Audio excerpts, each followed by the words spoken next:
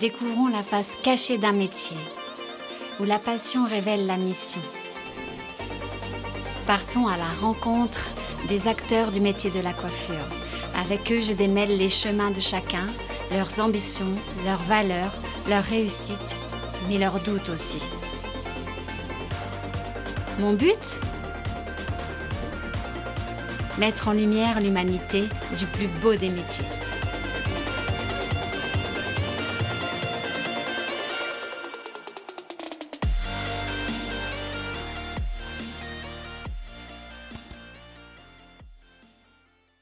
Bonsoir Lucie, bienvenue dans l'émission Les cheveux dans les yeux. Je suis très heureuse de t'accueillir ce soir. C'est une première en Zoom. Nous sommes en connexion directe avec New York et avec Lucie Letts. Donc, c'est comme ça que tu te prénommes. Donc, je vais te demander de te présenter en 2 mots. Tu es coiffeuse française et depuis peu, je crois, tu travailles à New York. Voilà, est-ce que tu peux nous dire, bon, nous sommes en confinement, nous ici en France, et toi, du coup, je ne sais pas du tout comment ça se passe à New York, mais en tous les cas, on a trouvé une petite stratégie pour quand même arriver à discuter. Donc, merci d'avoir accepté l'invitation, tout d'abord. Avec grand plaisir, Ève. Bonsoir. Merci encore de m'inviter pour ton émission. Eh bien, écoute, nous, à New York, nous sommes dans une situation de retour. Donc, pour l'instant, les choses commencent à réouvrir dans l'ensemble. Le salon, pour moi, je travaille. On n'a pas eu d'arrêt depuis la reprise qui a été du coup fin juillet dernier. Donc, D'accord. depuis fin juillet dernier, la beauté fonctionne. Donc, vous êtes considéré comme essentiel, vous, On c'est est ça? essentiels. Les coiffeurs, nous sommes essentiels. Ok. Donc, Donc, on va préciser que on ne se connaît pas. C'est vraiment une première. Je vais te découvrir entièrement. Donc, je suis allée parcourir un petit peu ton site internet pour rentrer assez vite dans le vif du sujet. Donc, j'ai vu que tu as fait des formations avec quand même des gens de renommée. Donc, j'ai vu Alexandre de Paris. J'ai vu que tu as travaillé pour Frédéric Fécaille. Qui aux États-Unis, je ne sais pas si nous en France tout le monde va le connaître, mais aux États-Unis c'est quand même un grand nom. Voilà, j'ai vu que tu as également travaillé pour Canal+, pour un film qui a été produit également pour Luc Besson de mémoire. Est-ce que oui, tu peux nous en dire plus, la coiffure, pourquoi? C'est toujours ma première question, c'est Lucie. Donc Lucie Letts, hein, c'est ça? tout à fait. Voilà, la coiffure, pourquoi pour toi? Alors la coiffure, pourquoi? La coiffure parce que c'est un rêve d'enfant. Depuis toute petite, j'ai décidé de devenir coiffeuse et maquilleuse. Et j'avais bien précisé à mes parents dès mon plus jeune âge le fait que je voulais me spécialiser dans le monde des studios. Alors à l'époque, je disais, je veux travailler pour la télé, pour la mode. Alors ils se disaient, oulala, oulala. Eh bien en fait, j'ai juste tout fait avec ma volonté et ma détermination pour réaliser mes rêves, donc de travailler en studio. C'est pas arrivé comme ça en un jour. D'abord, il y a eu tout un apprentissage à Bordeaux, de là où je viens, chez Jacques Desange, Ok. et aussi Tony Guy. Donc, j'ai été formée vraiment aux techniques françaises avec Desange et les techniques anglaises avec Tony Guy. Donc C'était Tony donc Ngaï à Paris, en France ou à Londres? à Bordeaux. À Bordeaux. Ok, Oui, d'accord. à l'époque où bien sûr, donc il y a 18 ans en arrière, où Tony Guy, c'était l'effervescence, on venait Le juste top. d'avoir les premiers salons, c'était le top, les techniques, tout le monde était fan, et donc j'ai eu l'opportunité de travailler pour eux et d'être formée dans cette académie de technique anglaise. Ok. Euh, Est-ce voilà. que tu peux nous préciser l'âge, quel âge tu as aujourd'hui? Comme ça, on peut te Donc j'ai situer un peu. actuellement 33 ans, j'ai commencé quand j'avais 15 ans. D'accord, ok. Donc, tu as subi, oh là là, est-ce que tu as fait un apprentissage classique ou tu as tout de suite été dans un salon un peu particulier comme Tony Ngaï ou Desange? Comment ça s'est passé ton apprentissage d'abord? Premièrement, est-ce que tes parents étaient d'accord avec cette voie? Oui, ils ont été d'accord et ils m'ont soutenue depuis le départ. Donc, ils ont Génial. été. Ça, c'est une belle chose car c'est difficile hein, quand on doit avoir tout faire pour avoir nos parents de notre côté, hein, pour nous soutenir. Donc, tout de suite, ils ont été avec moi, ils m'ont Ok, soutenue pour ces démarches d'apprentissage, de trouver donc salon. Donc, à ok, l'époque, j'ai fait mon CAP en apprentissage chez Jacques Desange à Bordeaux. d'accord. Et j'ai ensuite fait ma mention complémentaire. C'était l'époque où il y avait encore des mentions complémentaires. La C'était mention, bien d'ailleurs, c'était c'était bien. génial. Je suis Ouais. ravie de l'avoir fait Mhm. parce que c'est quand même un plus de savoir sur l'histoire. J'ai fait cette option de styliste visagiste qui nous apprend davantage les chignons, l'histoire de la coiffure, tout plus dans le détail en Ok, termes de stylisme. ok, Et ça, du coup, je l'ai effectué quand j'étais chez Tony Guy. d'accord. Très bien. Donc Voilà, c'est pas vraiment classique, hein. Tu as choisi tout de suite une belle maison et puis tu as poursuivi avec une maison plus stylée ensuite. C'est-à-dire, exactement. t'as pas fait un apprentissage qu'on dirait dans un petit salon de quartier au départ et puis ensuite tu aurais évolué comme ça. Non, toi, tu es allé direct de Sange et Tous les ensuite grands noms, Tony Guy. Tous les grands noms. Donc, tu exactement. savais déjà que pour aller vers le studio, il te fallait ça ou on te l'a appris, tu l'as découvert comment ça? Alors, j'étais abonnée depuis le début, hein, passionnée de coiffure. J'étais abonnée à Coiffure de Paris, Biblon, tous ces magazines. Et puis, étant Alors, il faut en passionnée, citer trois. Il faut en citer trois, il en manque un. alors, Coiffure de Paris, L'éclaireur, Et l'éclaireur, ok, on est bon. Vas-y, c'était mes trois continue. magazines. Donc, que Ok, je recevais à Paris et que je continue de suivre maintenant depuis New York sur les réseaux sociaux grâce à Instagram, ce qui est d'accord. génial. J'ai commencé par un CAP. CAP, Et mention donc voilà, j'ai complémentaire. choisi toutes ces grandes maisons pour passer mon CAP, ma mention et mon BP, car je savais depuis mon plus jeune âge le fait que je voulais me spécialiser dans le monde des studios, je voulais pouvoir travailler pour la télé, pour le cinéma, pour la mode. Donc pour me donner le plus de chance, je me suis dit, il faut viser les grandes maisons et y faire un moment pour pouvoir assimiler les fondations avec une certaine structure, une certaine éthique de travail Ok, à un certain niveau qui me permettrait d'avoir des portes ouvertes. ok. À cette période-là, il y avait encore des assistantes, des brocheuses, je crois, hein, des coloristes, des permanentistes, des coupeurs. Est-ce que toi, tu as fait comme ça successivement différentes formations ou est-ce que tu t'es spécialisé directement dans une voie plutôt que dans une autre? Alors, je ne me suis pas spécialisée parce que j'étais vraiment passionnée par toutes les options que nous avons dans le métier et le désir de vouloir tout apprendre, tout connaître et tout maîtriser pour pouvoir proposer des services et l'accès à la beauté pour tout type de personnes, tout type de demande et tout type de cheveux. D'accord. J'ai vu que tu es spécialisée, je ne suis pas sûre, hein, dans les cheveux afro, les coiffures afro. Oui, non, tu as tout à fait raison. J'ai eu l'occasion de travailler à l'époque pour Absatoussi, qui a créé son premier concept Ethnicia. J'étais l'une des premières coiffeuses de son équipe, hein, de ces salons qu'elle avait créés. Donc, on était celui qui était près des Champs-Élysées et l'autre aussi sur la Défense. Et où donc j'ai appris et puis j'ai pu enseigner par la suite les techniques pour travailler sur un cheveu afro naturel ou des frisés, donc sous tous ces aspects, toutes ces formes. Alors, il faut préciser qu'Absatoussi, que je connais, en fait, c'était un concept complètement novateur parce qu'il n'y avait pas de coiffeur spécialisé pour cheveux afro à l'époque. Et donc, elle en a ouvert d'une façon plus classique dans des endroits assez luxueux, alors qu'auparavant, ils étaient ouverts que dans des endroits un petit peu dans le 10e arrondissement de Paris ou des choses pas très luxueuses. Et elle en a fait son cheval de bataille et son créneau, c'était ça. C'était vraiment que tout le monde puisse avoir accès à une coiffure de luxe, qu'on ait des cheveux afro ou pas. Donc ça, Exactement. comme tout le monde ne connaît pas forcément son parcours, donc toi, donc ça fait une école de plus. Ensuite, j'ai Tout à lu fait. que tu as été formée par Alexandre de Paris. Du coup, c'est avant, c'est après, à quel moment?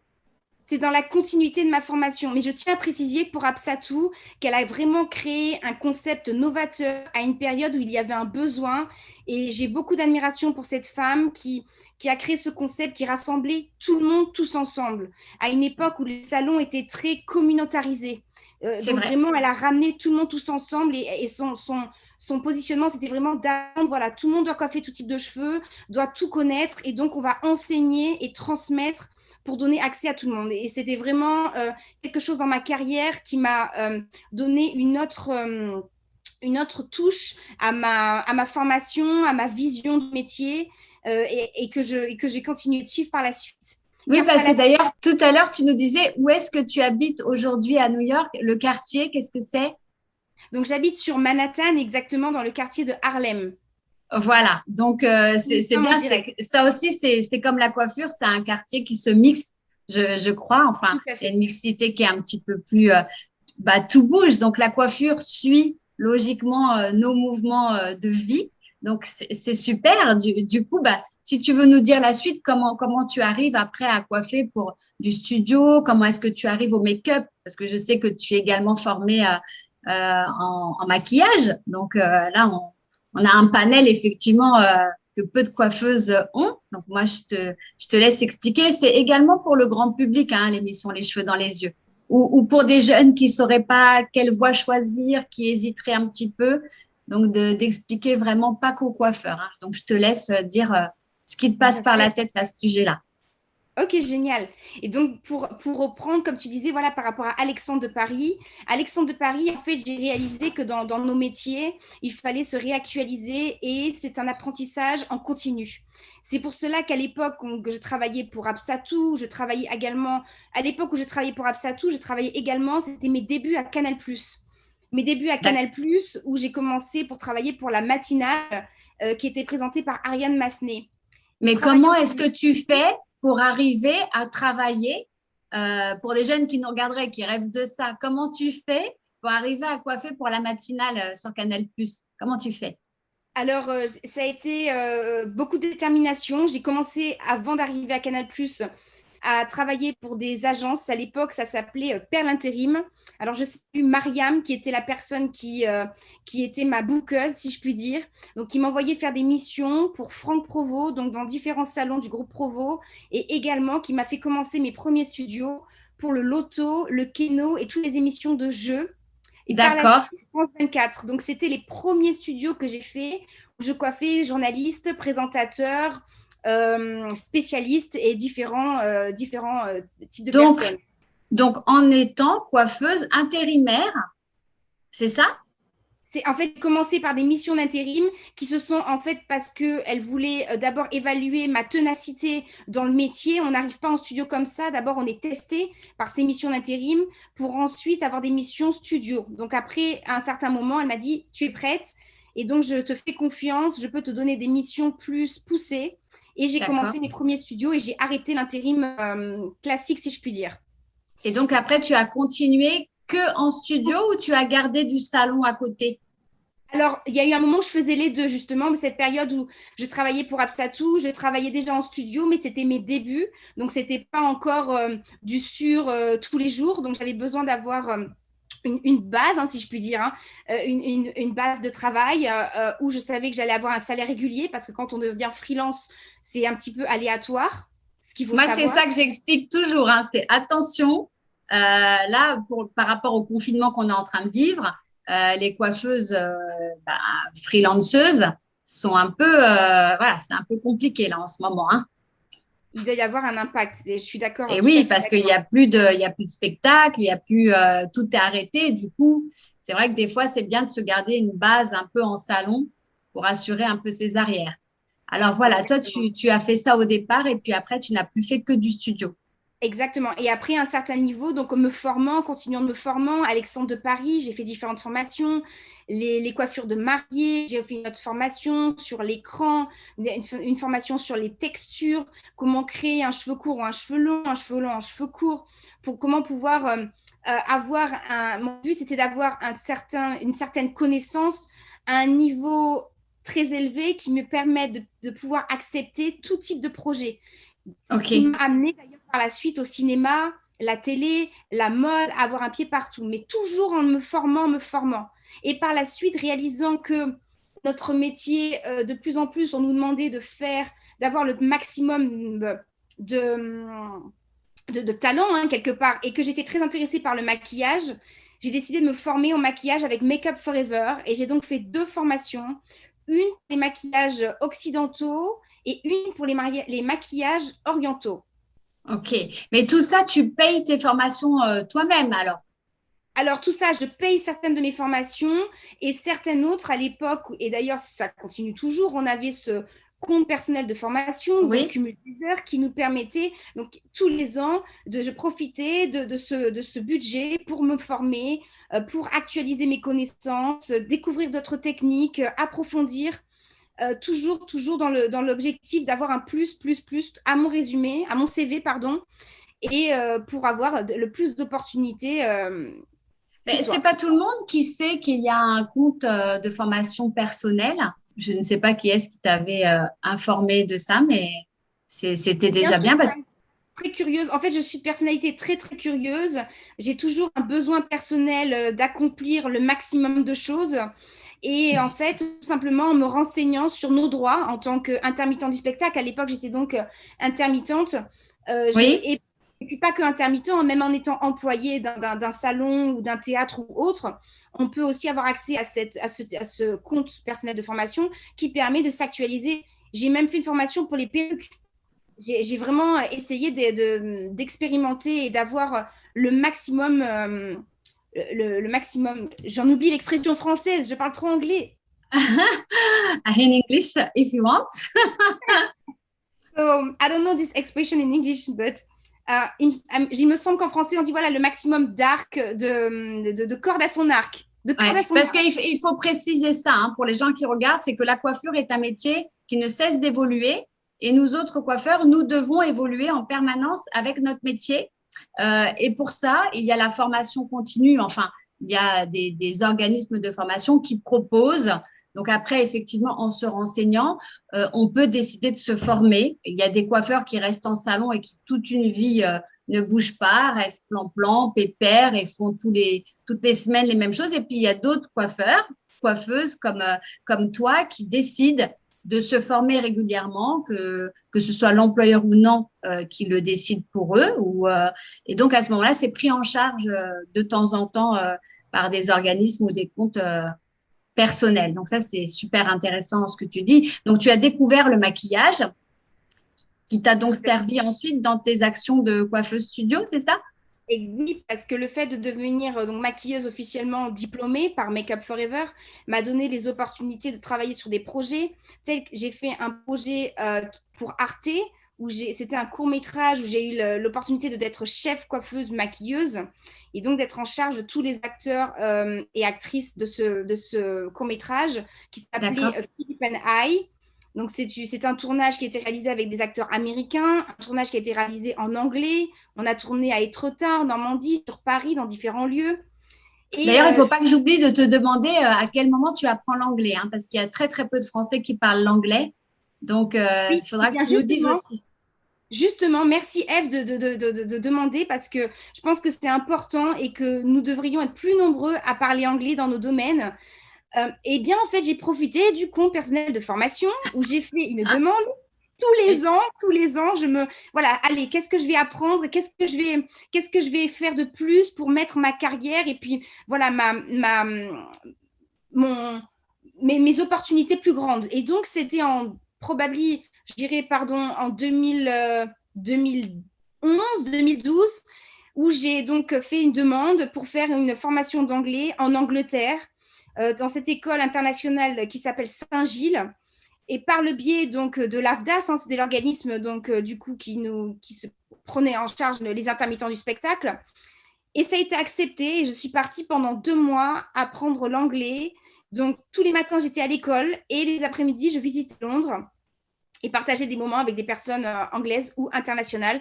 Et de cette manière, j'ai commencé mon introduction. C'est une introduction à la langue anglaise parce que je ne peux pas dire qu'on devient bilingue en 2 mois, mais cela vous donne quand même des bases fondamentales qui permettent de pouvoir communiquer, notamment à Paris, travaillant pour aussi les agences comme l'agence 07 et pour les Fashion Week, travaillant dans Alors, le c'est monde. marrant parce que l'agence 007, j'ai fait beaucoup de séminaires avec eux.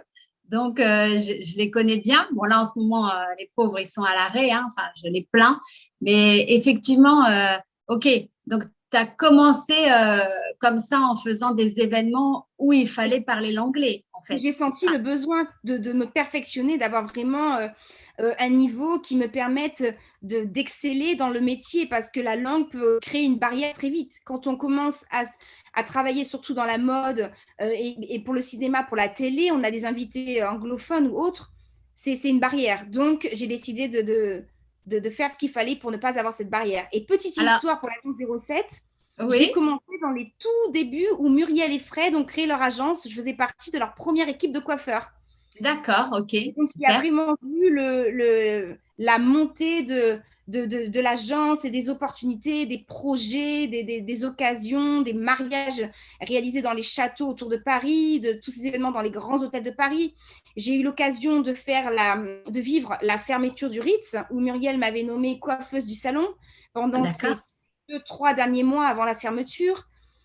Donc, responsable du salon, coiffant des princesses, la princesse de Jordanie, des princesses saoudiennes.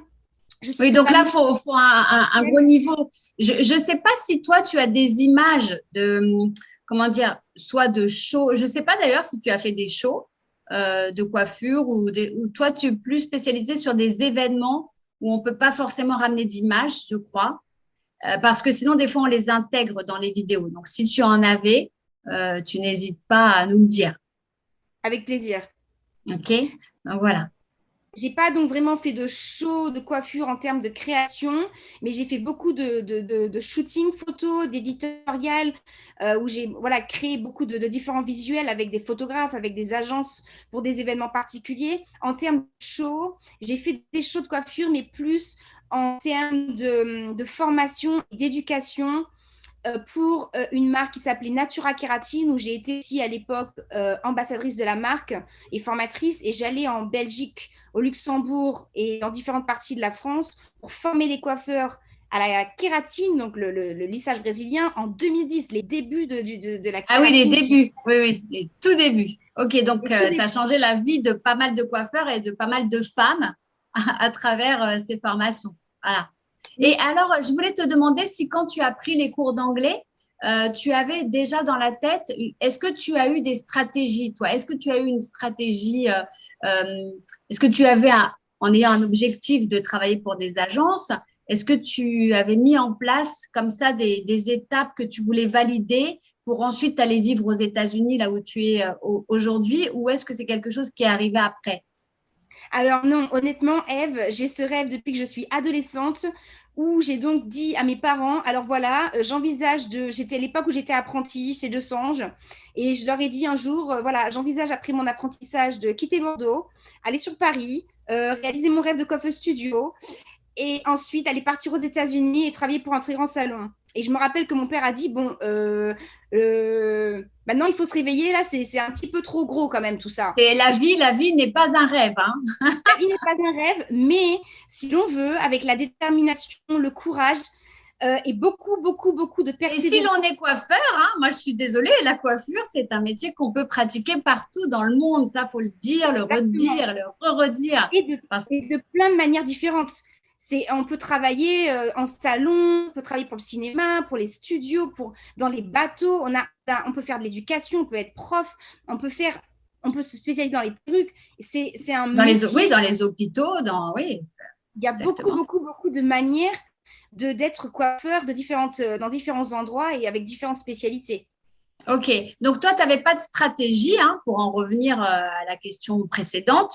Tu avais juste envie d'aller loin. Donc, tu avais dit à tes parents qu'ensuite, tu voulais, bah voilà, être coiffeuse studio, tout ça, et on t'a un petit peu freiné On m'a enfin, freiné. On m'a dans, freiné, mes parents m'ont freiné par rapport à ça parce qu'ils se sont dit elle est complètement inconsciente, elle est aussi beaucoup trop jeune. Sauf que on va non, la non, non, perdre. on va la perdre, c'est exactement ça. Alors que j'étais très consciente et puis les pieds sur terre en me disant que c'est quelque chose que je souhaite et que je ferai tout pour que j'y arrive. Les portes n'ont pas été ouvertes d'un coup comme ça, hein, même à Paris dans mes débuts, quand je suis arrivée en allant enfonçant les portes de toutes les agences pour dire je veux travailler en tant que coiffeur studio. On m'a dit d'abord, on va vous tester, on va voir votre niveau, voilà, à combien vous allez être persévérante et puis les choses arriveront en son temps. Oui, c'est Et ça, parce d'ailleurs, qu'au aujourd'hui, on est un petit peu dans une génération où tout doit se produire maintenant, dans l'instantanéité du je veux être coiffeur, je vais être coiffeuse en, allez, 2 ans. On est bien OK de dire à toutes ces personnes-là que la coiffure, c'est pas en 2 ans hein, qu'on arrive à ton niveau. Hein. Non, exactement. C'est des années et des années d'apprentissage, d'expérience, de vécu qui nous permettent d'arriver après à réaliser nos rêves et être à une certaine position après un certain temps. Mais rien n'arrive comme ça. Bien qu'on le veuille ou qu'on le croive, non. C'est En fait, beaucoup de travail et beaucoup de persévérance. Et du coup, comment tu arrives chez Frédéric Fécaille alors? alors justement, la petite histoire.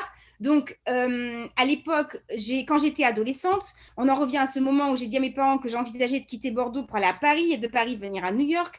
J'ai vu un reportage sur 7 à 8 sur Frédéric Fécaille. On a dû voir le même, hein, en plus.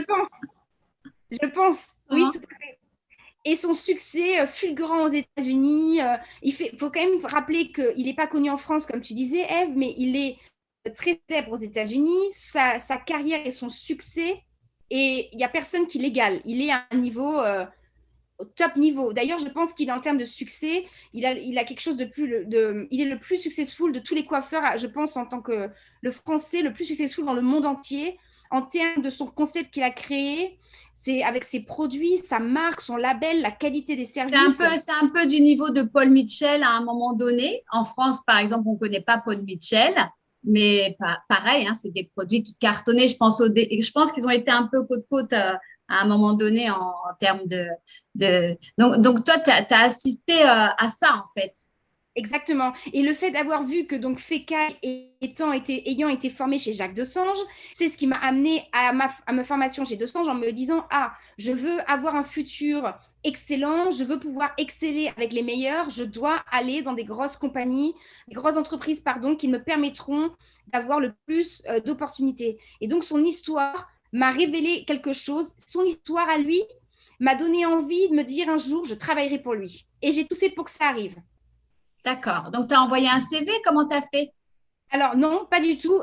En réalisant mon premier voyage à New York en tant que touriste et en découvrant la ville, en découvrant l'effervescence de New York, les opportunités qui sont encore plus grandes que ce que nous avons à Paris, en France, parce que nous savons que chez nous, les choses prennent plus de temps et sont un petit peu plus gelées. Les Américains aiment le risque et les choses peuvent aller très vite quand on le souhaite. Donc, j'ai tout simplement été enfoncer la porte de chez Fécaille et Julien Farel et tous les coiffeurs les plus successful de New York. J'avais fait une liste, je me suis présentée, j'ai demandé un rendez-vous avec le directeur artistique. On m'a demandé si j'avais rendez-vous, j'ai dit non, mais je voulais le voir tout de suite. Et il m'a reçu. Et en fait, étant donné que j'ai eu la chance au Jeu 5 à Paris de travailler avec un coiffeur très connu qui a travaillé à Fécaille des années en arrière, donc j'avais donc une recommandation, un nom à donner, et on D'accord. m'a tout pris au sérieux en disant que je connaissais ce coiffeur. Et on m'a donc testé. J'ai réalisé une démonstration sur 3 modèles, 3 différentes beautés, 3 différents types de cheveux. J'ai réalisé 3 différentes looks. Et à partir de cela, on m'a dit, écoutez, vous avez beaucoup de talent, vous êtes génial, on veut vous sponsoriser. Car pour arriver aux États-Unis, pour avoir un travail, Oui, j'allais te demander il comment on faut fait. avoir un sponsor. Il n'y a pas 115 manières de pouvoir être ici dans les règles de l'art. Donc, ce sponsor, donc Frédéric Fécaille, ont payé 15 000 dollars pour m'avoir.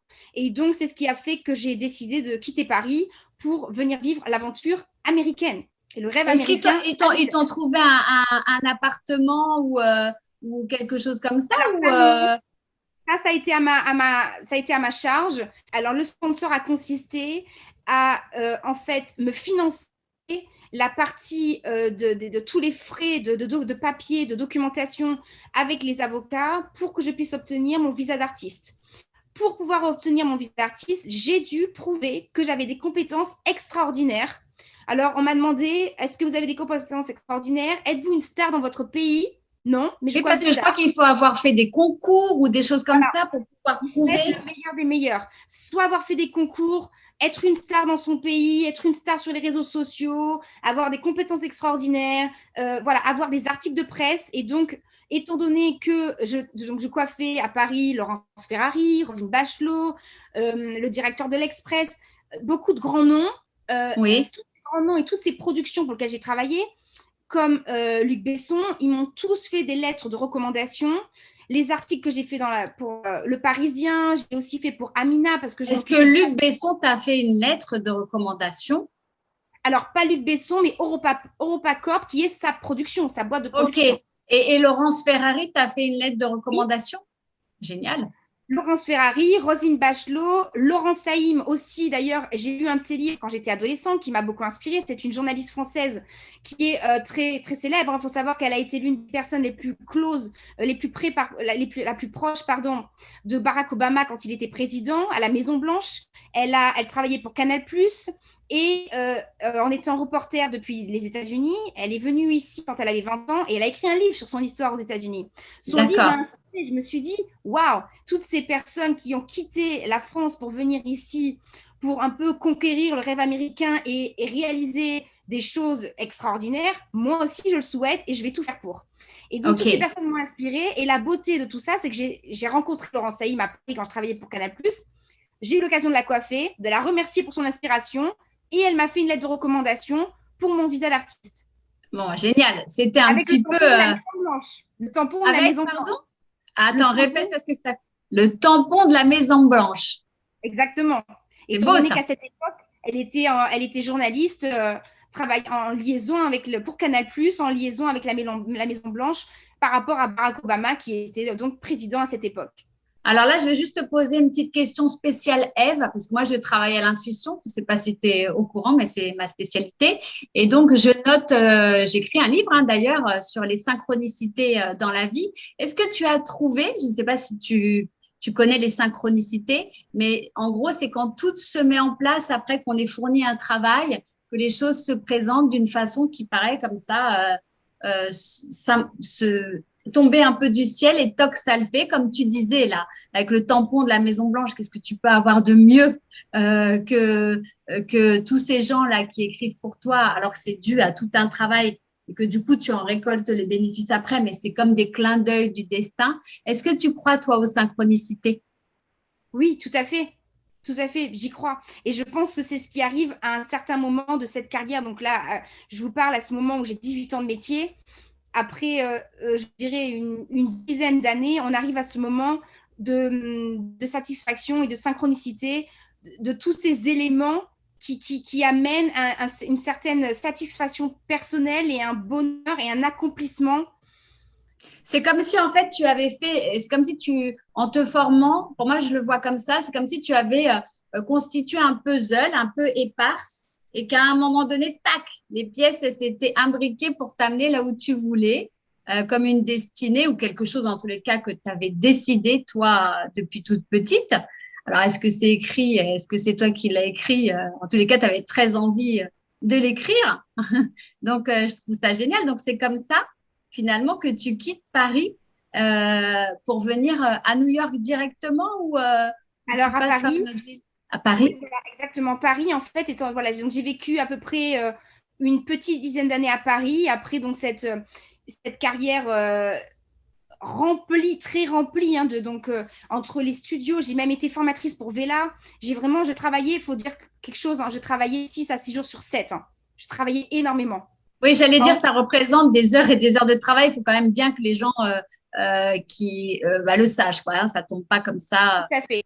Et du après, en ciel. fait, c'est donc ces heures de travail, cet investissement personnel et cette réalisation de tous ces rêves, la télé, le cinéma, la mode, je me suis dit, OK, nouveau challenge, on n'a qu'une vie, j'ai 28 ans, là maintenant, c'est le moment pour New York. Et donc, je suis venue comme touriste, j'ai décroché ce sponsor, j'ai prouvé donc à Frédéric Fécaille que j'étais capable donc d'avoir ce visa d'artiste j'ai fourni un dossier comme ça, donc une centaine de lettres et de documents prouvant ma capacité et mes compétences extraordinaires comme il le demandait, hein, Ok. vraiment. Et c'est Fécaille, donc j'ai travaillé pour cette compagnie pendant 1 an.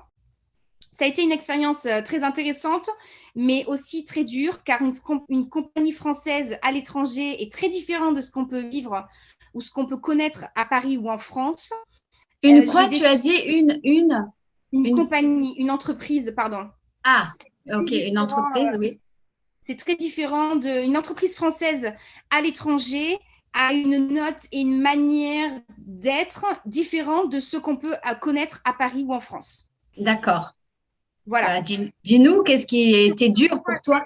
En termes de, par exemple, nous savons très bien qu'à la française, nous avons une éthique et une manière de faire les choses avec beaucoup, beaucoup de codes. On va dire qu'il n'y a pas autant de codes ici parce qu'une entreprise française est un petit peu américanisée. Donc, des manières de faire, des pratiques, une approche que nous avons à un niveau très, très élevé en France avec beaucoup de sophistication, si je peux dire, très sophistiqué. Je mélange un peu l'anglais et le français. Hein. Je vous avoue que ça fait Non, 4 mais ans. c'est pas grave, mais moi, je vais vouloir que tu ailles dans le vif du sujet. Qu'est-ce que c'est qui était dur?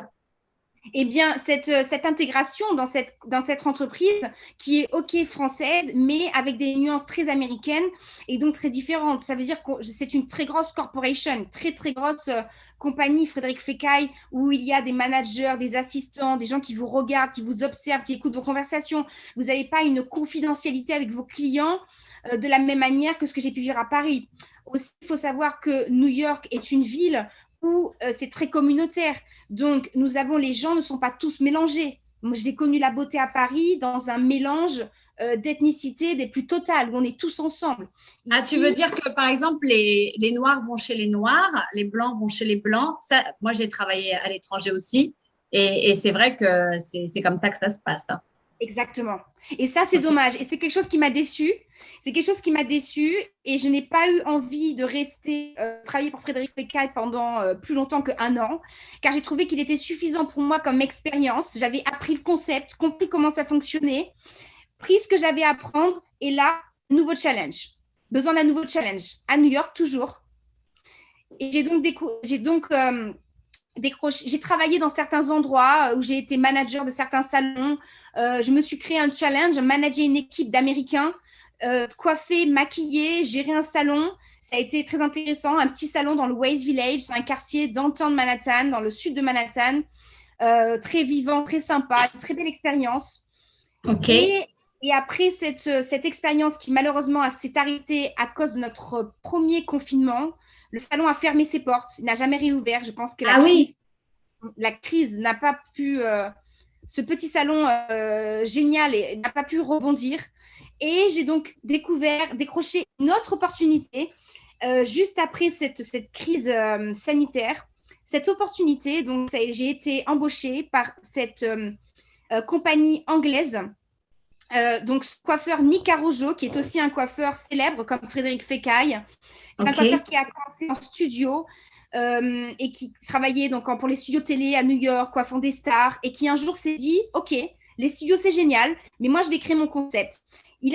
C'est un génie, il a créé son concept, il a créé ses techniques, il a créé son école. Donc, il a une cosmétologie school avec des techniques qu'il a créées lui-même, ses propres produits. Les produits s'appellent Arrojo.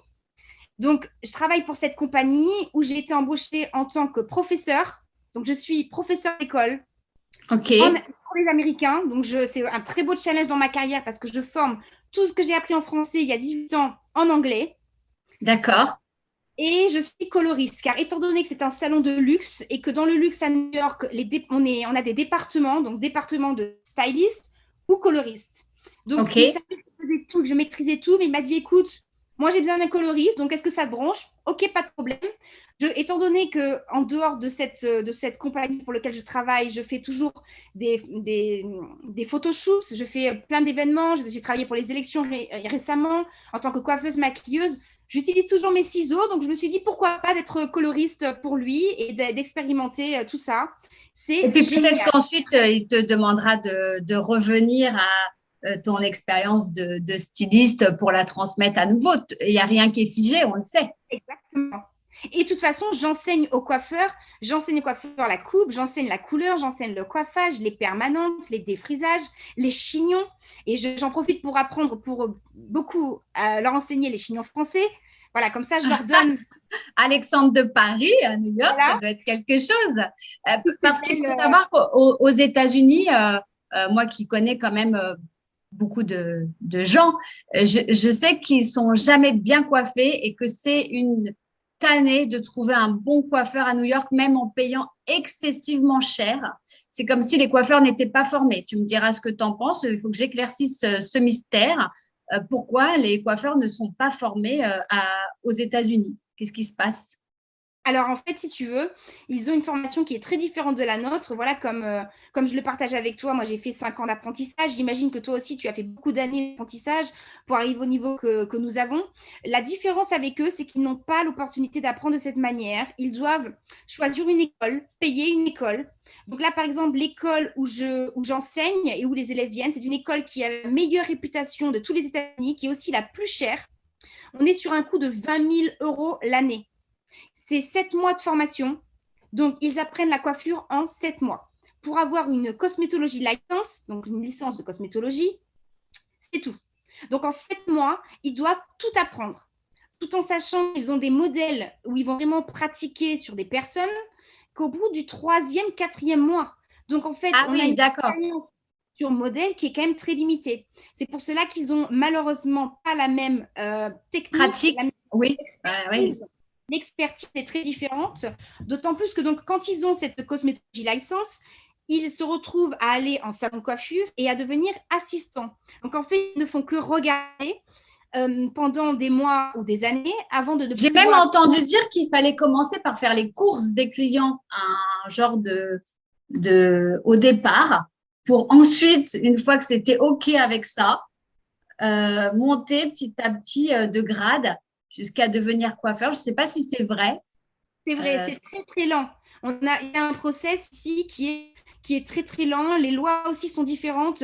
Tant que tu n'as pas une cosmétologie licence, tu ne peux pas toucher les cheveux, tu ne peux pas toucher une cliente. Donc, le d'accord. système est différent du nôtre que nous apprenons directement sur des personnes tout en passant nos diplômes et en continuant d'être certifiés. Et alors, Eux, il y a pas l'ubérisation des services là-bas, comme des gens qui iraient à domicile sans avoir passé tous ces diplômes-là. non. euh, Les non, licences, ça ne rigole pas. Aux États-Unis, si vous n'avez pas la licence, une licence spécifique pour être coiffeur ou la licence pour être esthéticien ou pour faire les ongles, vous ne pouvez pas travailler. Et vraiment, alors j'ai une question parce qu'on m'a dit qu'il fallait repasser ces diplômes, même en venant de France. Est-ce que ça, c'est alors, vrai ou pas? tout dépend de votre expérience. C'est-à-dire que, par exemple, moi, avec toutes mes années d'expérience, ce qu'il s'est passé pour moi quand Frédéric Fekkai m'ont sponsorisé, je suis arrivée à New York. Pour pouvoir avoir ma cosmétologie license, je n'ai juste dû prouver tous mes diplômes français et toute mon expérience par le biais de lettres de recommandation et de lettres qui certifiaient le fait d'avoir plus de 5 ans d'expérience. D'accord. Donc voilà, mais tout dépend, les accords sont différents pour tous les pays. Donc il y a des pays européens où les accords, j'ai une élève actuellement qui vient d'Autriche. Eh bien, elle a dû retourner à l'école car son diplôme autrichien n'était pas reconnu aux États-Unis. Donc, D'accord. ils ne reconnaissent pas les diplômes de tous les pays. Tout dépend du niveau que nous avons et les diplômes que nous avons et des pays d'où nous venons. Et la France, étant donné que nous avons un savoir-faire à un très, très haut niveau, c'est pour cela que nos diplômes sont reconnus et si on a un certain nombre d'années d'expérience, ils nous donnent le diplôme américain. D'accord. Et alors, je vais avoir une autre question. La coloration végétale aux États-Unis, où est-ce qu'on en est? Ouh là là là là, on en est très très loin, hein. Le naturel, l'organique prend beaucoup de temps à arriver. Et puis la demande, il faut savoir que la demande est très différente. Ne serait-ce que moi, en tant que Française et Européenne, quand j'ai une cliente dans ma chaise, si je vois qu'elle est américaine ou européenne ou peu importe, je demande toujours, vous voulez de quoi faire à l'américaine ou à l'européenne? Parce qu'on a vraiment une manière différente de coiffer, une approche différente. Ok. Alors, si je peux expliquer un peu la différence, Oui, je veux bien. alors, l'européenne, ça va être de créer quelque chose de très naturel, très subtil, en termes de couleur, en termes de coupe, en termes de coiffure. À l'américaine, ça va être de créer des looks très, très forts. Donc, en termes de couleur, on veut des looks qui soient beaucoup plus marqués, des couleurs plus fortes, des coupes plus dures et des coiffures et des coiffages très, très volumineux, très exagérés. C'est On aime Dallas, en fait. voilà, on aime le plus, plus, plus, plus, plus. Donc, il y a tout type de beauté, tout type de demande ici. Mais donc, je pense que les gens répondent aux deux. On va dire que c'est 50-50, ça dépend de la clientèle. Ok. Mais pour venir à ta question sur le végétal, on en est très très loin. Pourquoi? Parce que l'américaine, malheureusement, n'a pas encore, on n'est pas encore arrivé à ce point d'approuver les produits organiques ou le naturel comme quelque chose qui sera bien dans la durée. D'accord. C'est-à-dire que pour eux, c'est éphémère, ça ne serait pas assez en fait. Et même les Ok. compagnies, la plupart des salons, il y a très très peu d'endroits qui utilisent des marques végétales ou même des couleurs à base de… Après, c'est vrai que les services étant tellement chers, je Oui, comprends qu'il faille qu'ils durent dans le temps. voilà. Il y a Hein? aussi ce paramètre très important. Et Ok. par rapport à ce point très important que tu amènes, je tiens à préciser que les prix sont très différents. C'est-à-dire que, Est-ce par que tu exemple, peux nous donner ouais, voilà, des ordres qu'on soit dans oui, le concret? Vas-y. En homme, je sais que c'est 80 euros, je crois, en passant chez un coiffeur à peu près normal sur New York. oui, Enfin, voilà, tu une vas nous coupe dire. pomme. C'est-à-dire qu'en fait, alors la coupe pomme, très bon exemple. On peut aller dans un barbershop, dans un salon de quartier spécialisé pour les hommes. Vous pouvez payer la coupe 10 dollars. Mais votre coupe, elle va être faite qu'à la tondeuse. Et c'est une coupe qui va être en un quart d'heure, très express. Si vous voulez une D'accord. coupe dans un vrai salon de coiffure, où vous allez avoir un service de A à Z avec un shampoing, une consultation, et puis la coupe au ciseau, travaillée, il faut compter minimum entre 80 à 150 dollars. Ok, d'accord. Pour une coupe homme. Coupe pomme. Ok, Coupe pomme. d'accord. Donc, on n'imagine pas la coupe femme. Non, voilà, la coupe femme aussi, voilà, c'est beaucoup plus cher.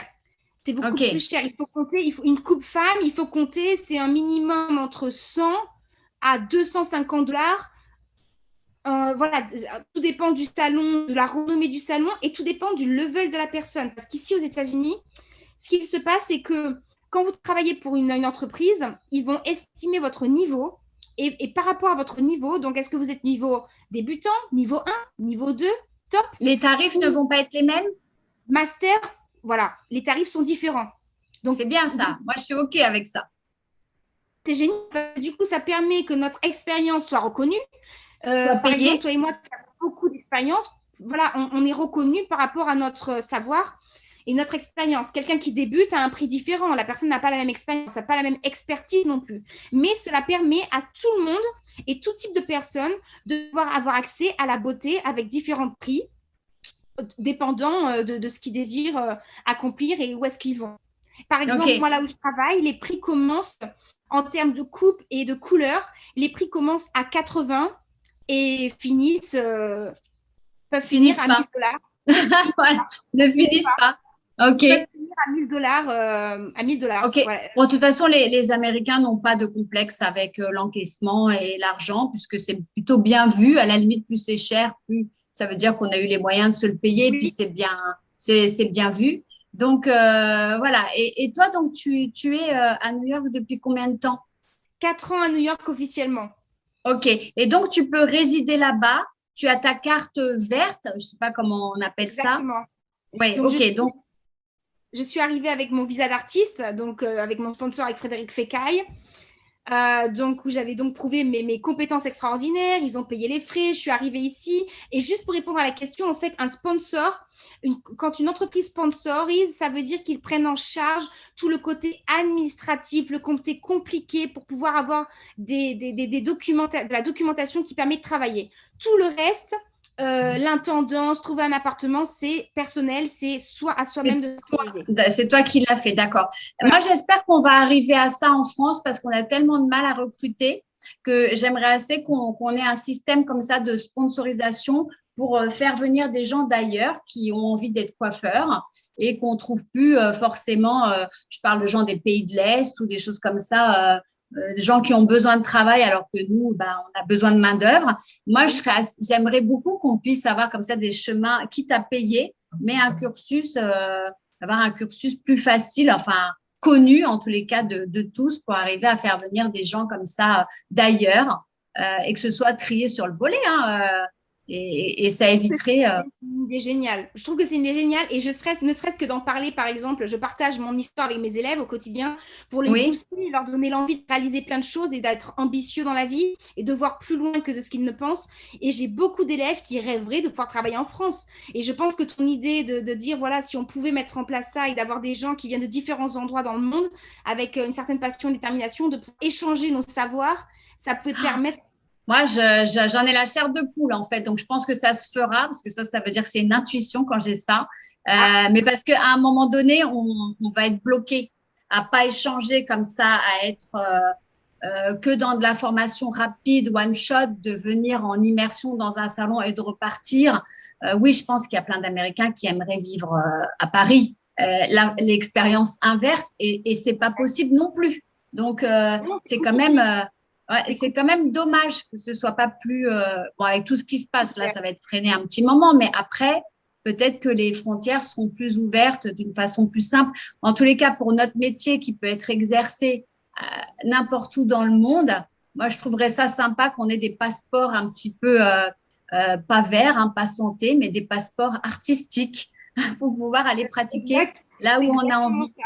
Voilà. Et Je trouve alors, que c'est du coup, une idée géniale. on arrive à la fin de l'interview parce que ça fait un bon moment qu'on discute et je suis sûre que c'est passionnant et que ça va intéresser beaucoup de gens. Est-ce que tu as d'autres projets pour la suite? Est-ce que tu as déjà envie d'écrire autre chose ou est-ce que là, tu te stabilises un peu et ça va, tu es dans quelque chose qui te convient? Qu'est-ce qu'on peut te souhaiter pour demain?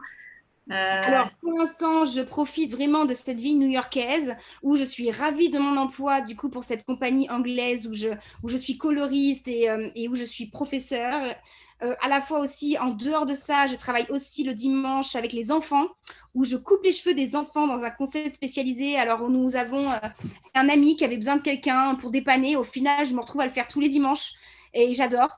Donc, on a des concepts où on a des petits camions de pompiers, un petit taxi jaune de New York, hein, et puis un petit hélicoptère. On coiffe les enfants dans mais cette ce sont des enfants qui ont des besoins particuliers ou c'est juste un peu des salons comme Vert Tendre à un moment donné, tu sais, ces franchises où ils coiffaient que des enfants?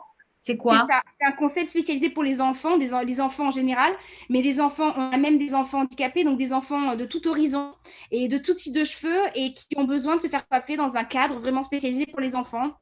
Donc j'adore, voilà, j'expérimente plein de choses à New York. Ça, Encore, les encore. photographies, toujours encore et encore.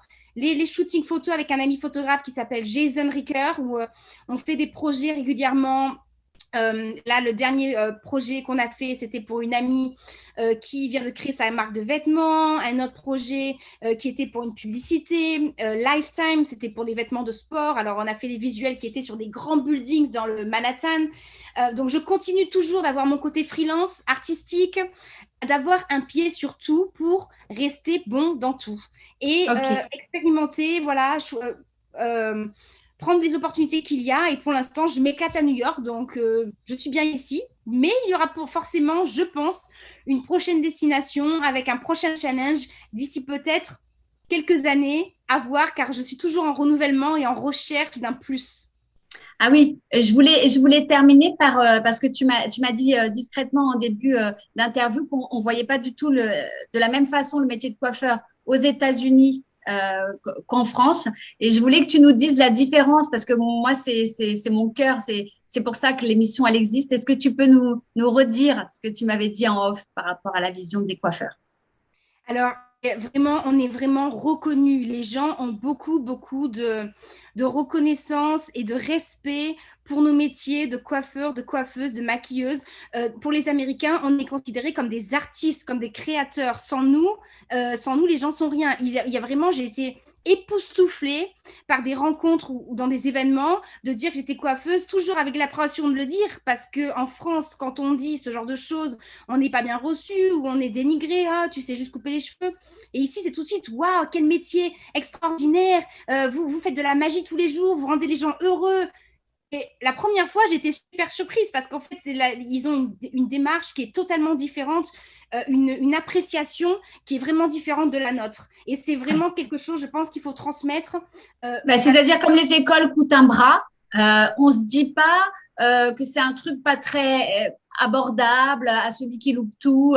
On se dit que là, les gens ont mis le prix, hein. Oui, pour apprendre ce métier-là. Donc, aussi, il y a ça, hein, cette valorisation des études. Du moment que les études ont un coût, nous, en France, c'est les écoles de commerce, les écoles d'ingénieurs. Et aux États-Unis, comme c'est payant, très cher d'être coiffeur, et ben, du coup, c'est valorisé. OK. tout est Ben, payant et tout est valorisé, exactement. On est très valorisé, on est très apprécié. Lucie, tu voulais également nous parler des tips, des pourboires.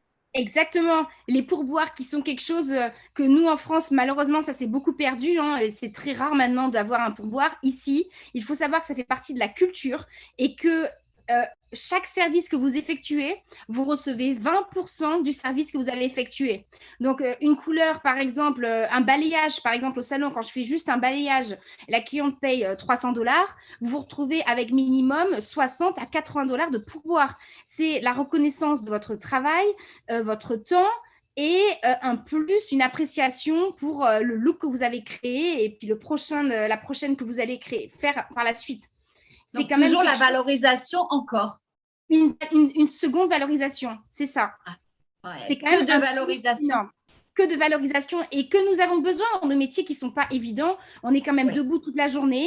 On n'a pas, voilà, on n'a pas forcément le temps de manger. Souvent, on a beaucoup, beaucoup de monde et puis on doit mettre tout le monde Souriant, sur scène, tout va bien, toujours happy face. Hein? toujours voilà, au top, avec Ouais. une bonne énergie, parce qu'on transmet les énergies aussi. Hein, faut pas oublier cela, c'est très important. Mais donc, ce plus des pourboires, ça quand même permet aussi de réaliser d'autres projets. Moi, là, je viens de commander mon nouveau sèche-cheveux Velecta Paramount avec un distributeur américain. Donc, c'est une marque française, Velecta, et grâce à mes pourboires. Donc, Génial. Donc, tu es équipé par tes clients presque. Ils te sponsorisent à exactement, nouveau. Ouais. exactement, c'est une Moi, manière d'être sponsorisé. je trouve ça génial. Et je voulais te dire que j'ai un concept que j'aimerais sortir un jour, c'est je calcule le taux vibratoire de mes clients pour savoir si je dois les remonter ou si c'est OK quand je les coiffe. Donc, quand tu parlais d'énergie, bon, après, là, on est dans une dimension un peu spirituelle, je me suis un peu évadée, mais c'était juste pour parler de l'énergie dont tu parlais. Effectivement, parfois, on coiffe des gens qui sont tellement euh, bas que c'est à nous de leur redonner le sourire, à nous ça fait aussi partie du métier et c'est parfois fatigant. Voilà. Tout à fait. Donc, je C'est crois pour ça qu'on qu'on a doit fait un toujours large être au top. tour. Hein. Pardon? On doit toujours être au top. Voilà, c'est ça. Donc, c'est pas facile. Voilà. Bien, écoute, moi, je trouve super en tous les cas tout ce que tu nous as donné comme clé pour quelqu'un qui voudrait déjà être coiffeuse studio. Voilà, déjà ça. Ensuite, bouger, travailler avec notre métier à l'étranger parce qu'il y a pas mal d'infos entre les sponsors, entre tout ce qu'il faut présenter comme papier, comme savoir-faire. Donc, c'est-à-dire qu'il faut travailler dur, dur, dur en France avant d'imaginer pouvoir aller s'exporter ou s'expatrier aux États-Unis. Donc, le rêve américain, oui, mais faut sacrément travailler pour le réaliser.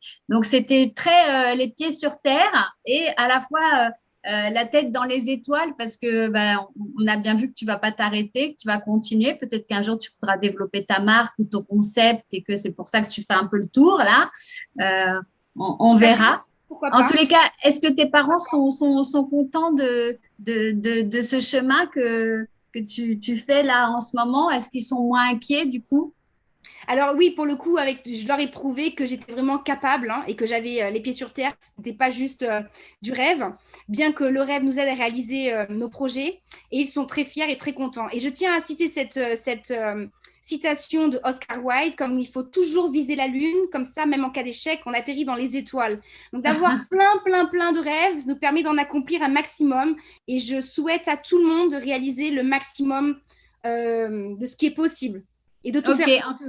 en tous les cas, moi, je voulais te remercier. Ça m'a permis ta rencontre dans une synchronicité parce qu'on ne se connaît vraiment pas et plus tard, je ne saurais même pas dire comment tu es arrivé là. Je pense que je me rappellerai même plus, mais je trouve que c'était joli d'avoir une coiffeuse connectée, pleine de connaissances et que tu permets de faire savoir que oui, voilà, c'est pas parce qu'on est blonde qu'on ne peut pas citer Oscar Wilde à la fin d'une interview. Et moi, j'ai adoré ce petit clin d'œil, donc forcément, je le souligne. Voilà, je te dis un grand merci, Lucie. On peut te retrouver sur tes réseaux sociaux Instagram à Lucie Letts, Letts. c'est Oui, ça? oui. Voilà, on peut t'écrire là, on peut communiquer avec toi si on a envie. Et j'espère qu'on entendra parler de toi mondialement un jour. Merci Voilà. beaucoup. Et je tiens à Ah, ajouter, Eve, qu'on a un métier magnifique et que je souhaite à beaucoup de personnes d'intégrer nos métiers ou de continuer de se former et de ne pas oublier qu'on a un savoir-faire français qui est exceptionnel, qui est très, très recherché et demandé et de ne pas se limiter qu'à la France car nos potentiels sont aussi très demandés à l'étranger. Il y a vraiment ok. beaucoup à Donc, faire. apprendre l'anglais, en tous les cas. Apprendre l'anglais. Oui, oui, Ouais. oui. Ok. Eh ben, un grand, grand merci pour ce temps accordé depuis New York. Et je te dis à très bientôt sur les réseaux ou ailleurs, hein. Peut-être qu'un jour, je viendrai te rencontrer à New York quand on Avec pourra grand plaisir. revoyager. Voilà. Je te dis merci beaucoup et puis à très bientôt. Donc, sur YouTube, hein, sur la chaîne Eve on Air, tu t'y verras. Voilà. Génial. Un grand Merci. merci, Lucie. Merci, Bye. Eve. Bye Bye. bye.